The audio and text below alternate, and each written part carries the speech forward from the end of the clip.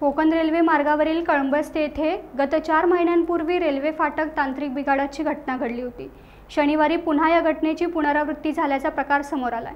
यामध्ये रेल्वे फाटकात शनिवारी सकाळी 9 वाजण्याच्या सुमारास मालगाडी निघून गेल्यानंतर दोन्ही बाजूला असलेले फाटक काही केल्या तांत्रिक बिघाडामुळे वर होत नव्हतं।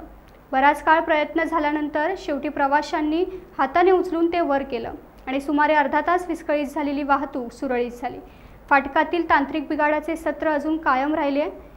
यापूर्वी 22 फेब्रुवारी नंतर 4 मार्चला रेल्वे फाटक तांत्रिक बिघाडामुळे न पडल्याने मडगाव मुंबई वंदे भारत एक्सप्रेस काही काळ थांबवावी लागली होती।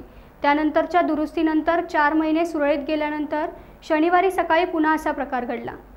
सकाळी दिल्लीला जाणारी मंगला एक्सप्रेस निघून गेल्यानंतर थोड्या वेळाने मालगाडीही इथून मार्गस्थ झाली। मात्र या दरम्यान खाली आलेले फाटक काही केल्या वर उचलत नव्हते। काही वेळेला थोडे वर आल्यानंतर मध्येच अडकत होते। त्यातूनच काही वाहन चालक पुढे जाऊन थेट पटरीवर थांबत होते। फाटक वर खाली होणं सुरूच होतं। या दरम्यान कळंबस्ते धामणन मार्गावरील दोन्ही बाजूला वाहनांची रांग लागली होती। प्रयत्न करूनही फाटक वर उचलला जात नसल्याने शेवटी प्रवाशांनी हाताने उचलून फाटक वर नेलं आणि वाहनांचा मार्ग मोकळा करून दिला।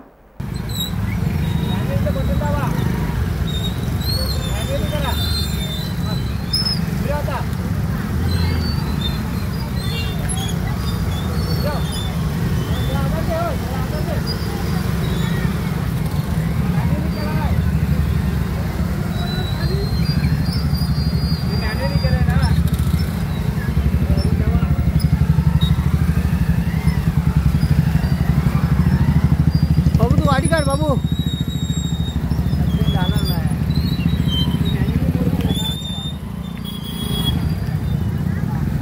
टाइम्स डिजिटलला लाईक करा, शेअर करा, सबस्क्राइब करा आणि बेल आयकॉन दाबायला विसरू नका।